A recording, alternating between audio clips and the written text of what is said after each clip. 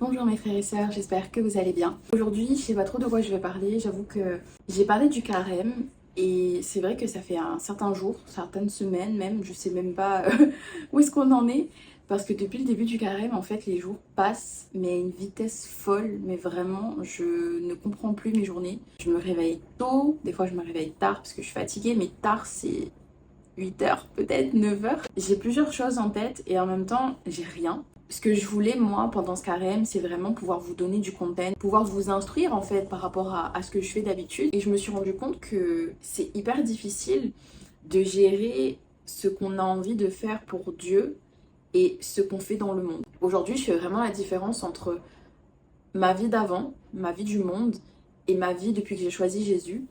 Et vraiment, et pourtant, j'ai été baptisée étant enfant, j'ai grandi dans l'église catholique, mais je fais vraiment cette distinction de l'année dernière quand j'ai eu ce changement en moi qui fait que j'ai décidé de suivre Jésus et de plus regarder derrière moi. Je vois un peu plus facilement comment est-ce que les choses s'animent autour de moi. Là, j'ai l'impression d'être un peu déboussolée parce que je me retrouve, je pense que ça va faire des semaines que ma Bible elle est là, je l'ouvre pas, j'y arrive pas. Je prends pas le temps de parler. Et tout à l'heure, en fait, j'ai dit à des copines, je leur ai dit, mais je pense que ça va faire 3 mois que je suis pas allée au lit avant 20 heures, on va dire, donc un peu tôt, où je fais rien.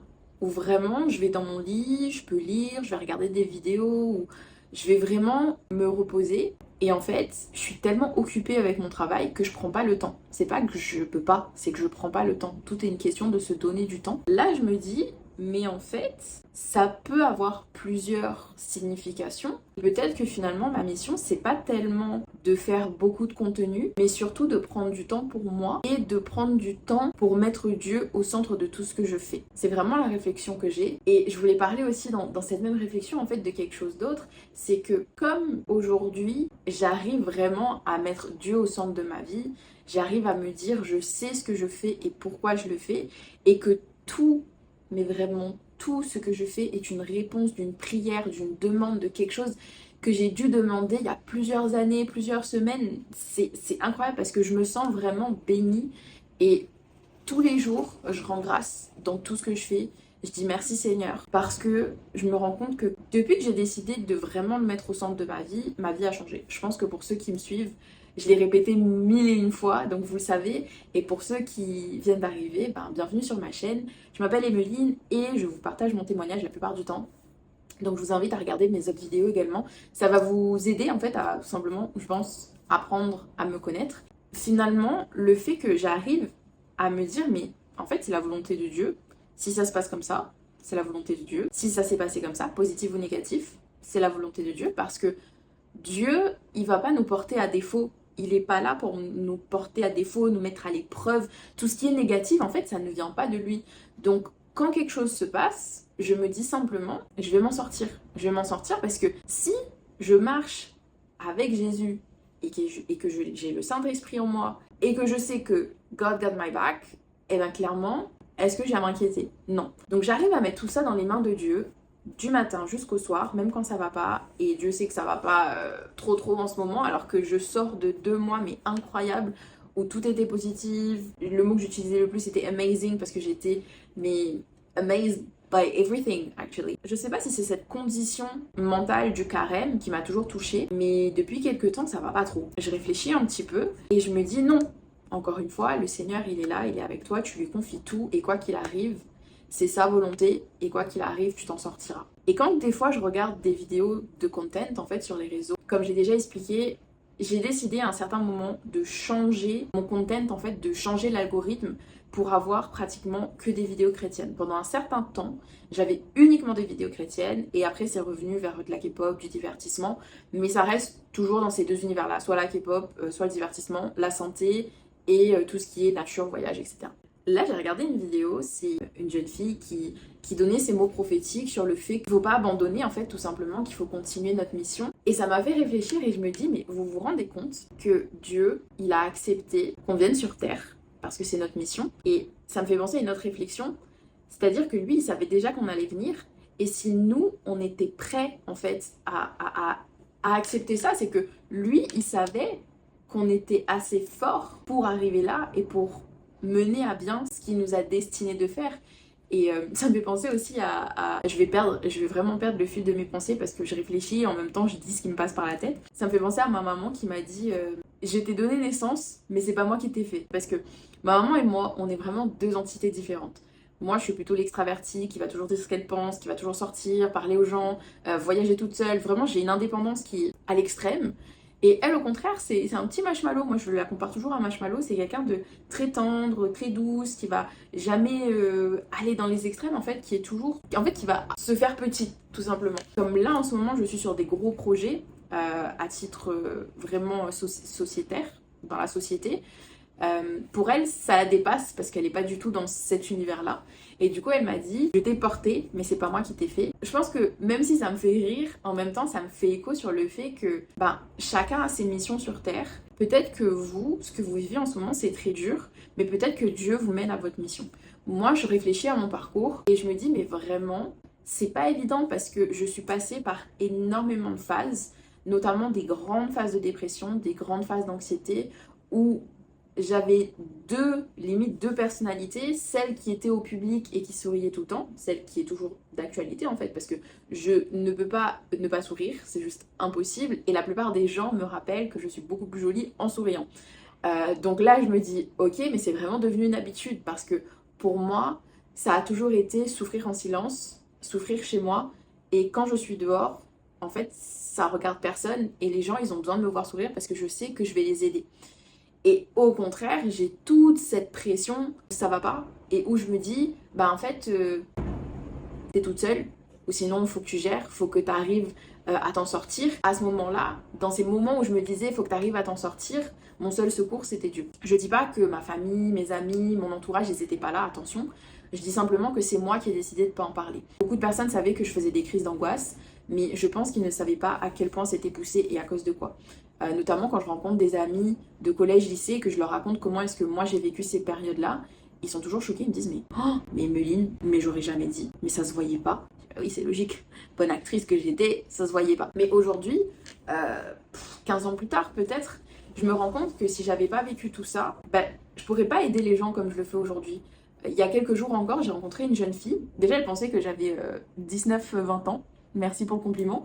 Mais absolument pas, je vais avoir 26 ans cette année, si vous êtes curieux de savoir quel âge j'ai. Cette jeune fille, donc, j'ai l'impression de m'être vue en elle il y a 4 ans en arrière. Par rapport à sa situation familiale et par rapport à ce qu'elle vit, elle, dans sa vie, j'ai l'impression que c'est exactement ce que j'ai vécu, moi, 4 ans en arrière. Et pas que ça, j'ai rencontré un garçon aussi qui, lui, sort d'une relation, une longue relation, et qui est totalement en développement personnel. Et pareil, là, j'ai l'impression de me voir en 2020, quand j'ai quitté mon ex et que j'ai décidé de partir vivre aux États-Unis pour étudier. Toutes ces personnes-là, je me rends compte que si j'avais pas vécu ce que j'ai vécu à l'époque, que surtout, c'est ça l'idée, c'est surtout si je m'étais pas confiée en Dieu, et aujourd'hui je serais pas capable d'aider ces gens-là, tout simplement.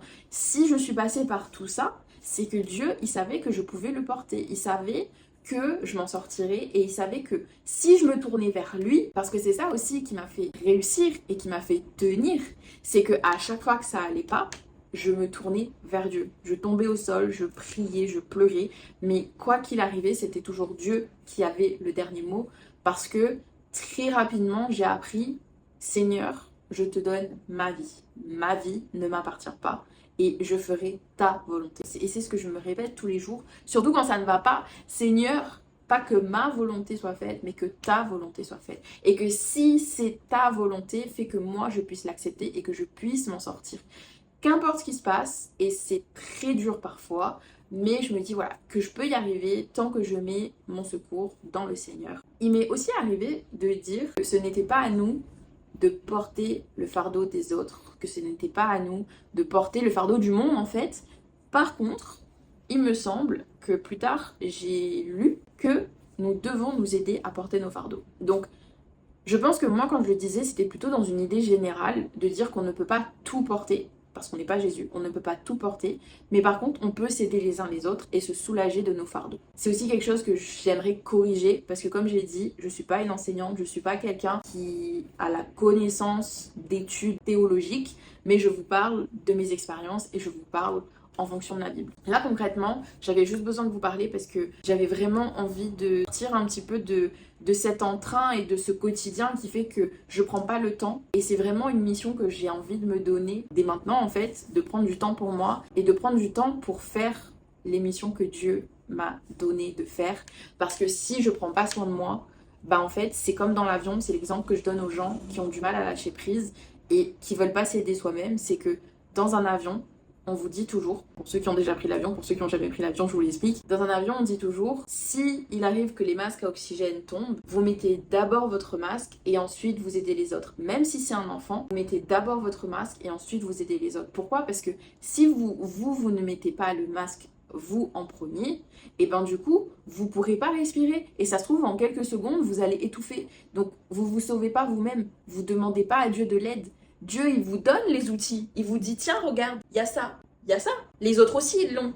Donc, ils peuvent le prendre. Mais s'ils ne le peuvent pas, toi, tu dois les aider. Mais avant de les aider, il faut que toi, tu aies les outils pour les aider. Donc, tu prends soin de toi, tu te construis, tu fais de toi une meilleure version de toi-même en Christ.